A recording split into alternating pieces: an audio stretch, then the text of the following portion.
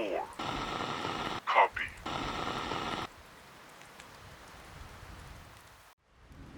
They say, silence is the sound of God.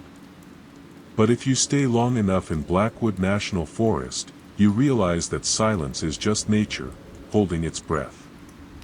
I took the job at Tower 4, not because I loved the outdoors, but because I hated what my life had become in the city. My debts, an ugly divorce, the constant noise. The promise of 3 months, 30 meters above the ground. No internet, no neighbors. Just watching for smoke on the horizon, it sounded like paradise. Ranger Davis, the man who drove me up there, wasn't much of a talker. He had that look of a man who has seen things he can't explain. As he handed me the keys to the Jeep and the radio, he pointed to the wooden desk in the center of the cabin. I laughed. I asked him if it was about not feeding the bears. There's a procedure manual there. Read it. Memorize it. Especially the laminated list taped to the cover.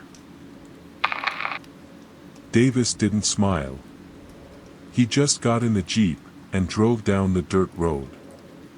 As the dust settled, I realized for the first time just how heavy the air was up there. The first night was quiet. It was only the next morning, coffee in hand, that I decided to read the list. It wasn't an official government document. It was a sheet of notebook paper, torn and taped down. Written in 3 different handwritings. Rule 1. Check the tower perimeter before sunset. Never walk down the steps after dark.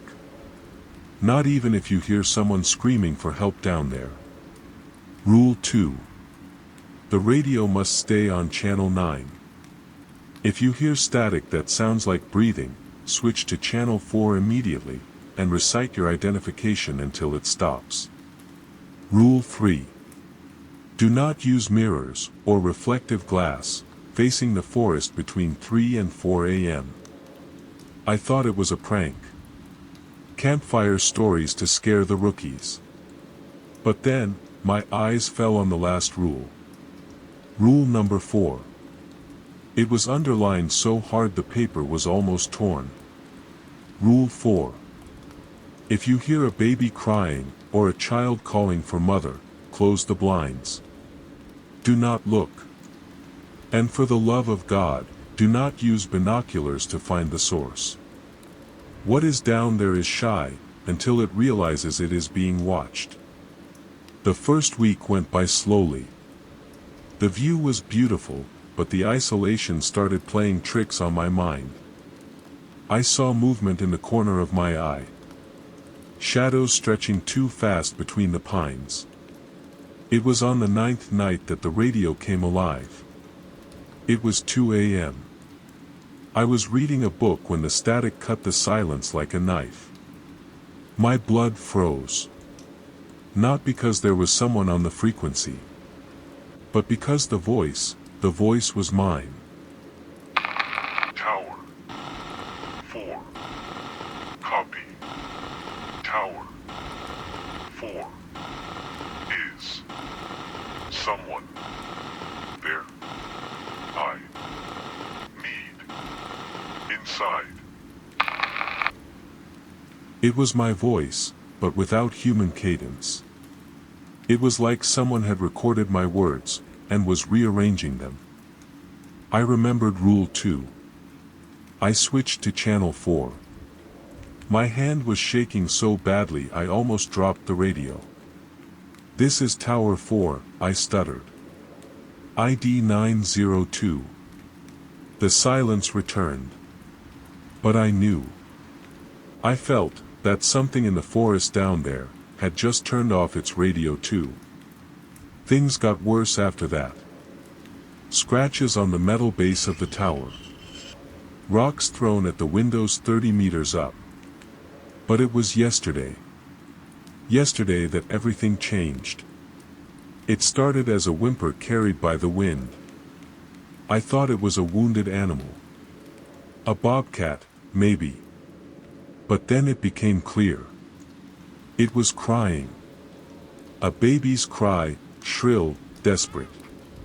Coming from the tree line, right where the trees meet my tower's clearing. Rule number 4 was screaming in my head. Do not use the binoculars. But what if it was real? What if someone had abandoned a child? The humanity in me was stronger than the fear. I grabbed the binoculars. I walked to the north window. And I aimed down. I adjusted the focus. Down there, between the bushes, was something pale.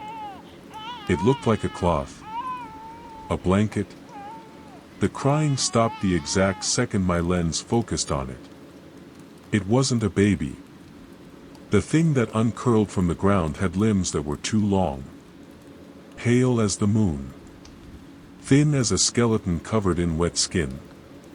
It had no face, just a mouth.